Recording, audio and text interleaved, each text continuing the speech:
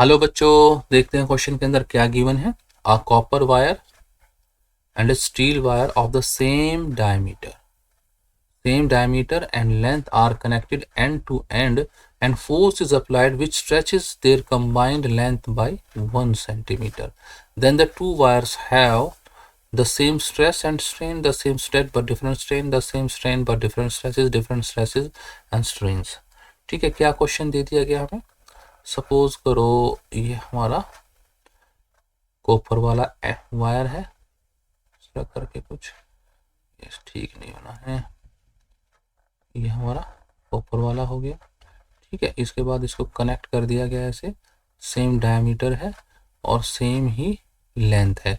अगर मैं इसको कॉपर वाला ले लेता हूँ, इसको एफ वाला ले लेता हूँ, इनका डायमीटर भी जो है सेम है और जो इनका लेंथ है वो भी सेम है। ठीक है बच्चों, अब हमने क्या बताना है। अब मैं इस तरफ फोर्स लगाता हूँ, इस तरफ फोर्स लगाता, इक्वल फोर्स लगेगी दोनों तरफ। ठीक है, अब कॉपर वायर में कितना स्ट्रेस होगा और एफ वायर में कितना स्ट्रेस होगा। स्ट्रेस और स्ट्रेन इनका बताना, दोनों पे क्या प्रभाव पड़ेगा। इन्होंने क्या दिया है, stretches their combined length 1/1 centimetre. इन दोनों का अगर कंबाइन देखें, delta L of copper plus delta L of F, दोनों कंबाइन कितना दे रहा है, 1 सेंटीमीटर दे रहा है। ठीक है, अब हम स्ट्रेस को स्टडी करते हैं। पहले स्ट्रेस हमारा क्या होगा, स्ट्रेस होगा force upon area. Force equal है दोनों तरफ, एरिया भी इक्वल है दोनों तरफ, तो स्ट्रेस इज सेम होगा। स्ट्रेस होगा हमारा सेम इस दोनों वायर्स के अंदर। ठीक है, अब हम स्ट्रेन की बात करते हैं। स्ट्रेन, ठीक है, और स्ट्रेन का फॉर्मूला हमारे पास क्या होगा। स्ट्रेन देखिए, यंग्स मॉडुलस का फॉर्मूला हमारे पास क्या होता था, फोर्स बाय एरिया। ठीक है, और यहाँ पर डेल्टा एल ओवर एल होता था, ये हमारा स्ट्रेन होता था।